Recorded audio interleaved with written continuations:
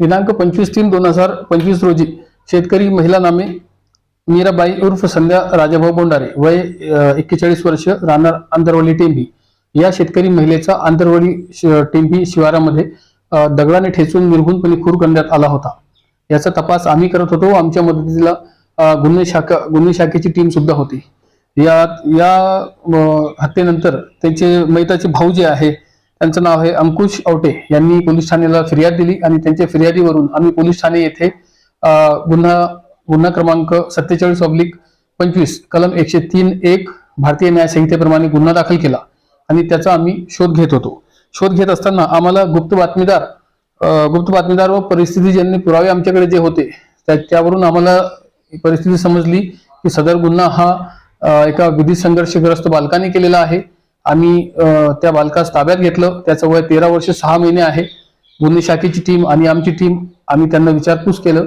त्या विचारपूस दरम्यान त्या मुलाने आम्हाला सांगितलं की शेतात जाणारे पाटाचे जे पाणी आहे त्या पाण्याची ती मयत जी आहे ती रोकथाम करत होती आणि परत त्या महिलेकडून सदर विधी संघर्षग्रस्त बालकाचा मोबाईल हा पाटाच्या पाण्यामध्ये पडला होता व खराब झाला होता।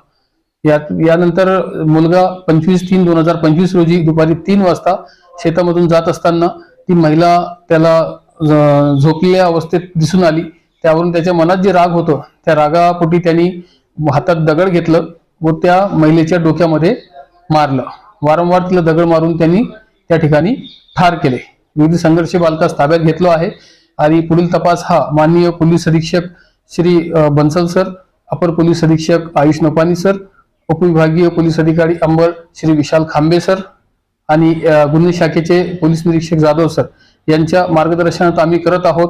या गुन्ह्यामध्ये वरील अधिकारी यांनी आम्हाला मार्गदर्शन केले आणि त्यांच्या मार्गदर्शनातच आम्ही सदरचा गुन्हा हा उघडकीस आणला, ज्यामध्ये गुन्हे शाखेचे PSI वाघ, पोलीस ठाणे तीर्थपुरीचे WPSI पठाळे मॅडम, आमच्या पोलीस स्टेशनचे हेड कॉन्स्टेबल माळी, तसेच गुन्हे शाखेचे अंमलदार वाघ, लक्ष्मीकांत आळेप, सागर बाविस्कर, आकृत धांडगे, इर्शाद पटेल, कैलास चेके, रमेश काळे, सौरभ मुळे असे स्थानिक गुन्हे शाखेचे अंमलदार यांनी मदत केली। त्याचप्रमाणे आमचे होमगार्ड आहे धनंजय पवार यांनी देखील या गुन्ह्यामध्ये आम्हाला मदत केली व अशा पद्धतीने आम्ही सदरचा गुन्हा हा उघडकीस आणला आहे।